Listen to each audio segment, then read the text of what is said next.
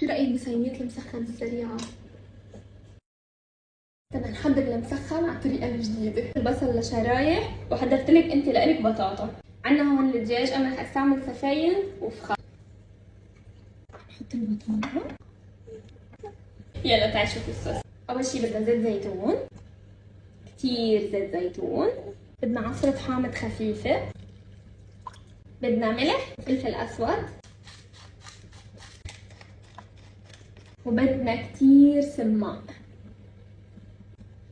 اضافة صغيرة من عندي بهار دجاج. نحركهم انا وياكي.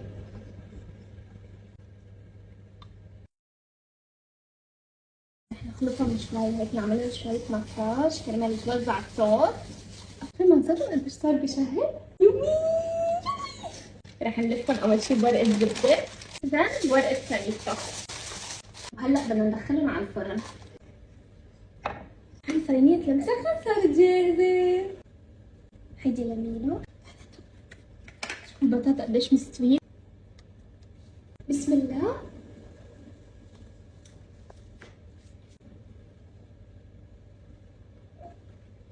وانا رح اجرب بخبز الصاج. بسم الله. واضح قد الدجاج مستوي. وهي مع بصل. بسم الله. جميل. شو رأيك بصينية المسخن السريعة؟ حبيتها؟ كثير حبيت الطريقة وحبيت الطعم.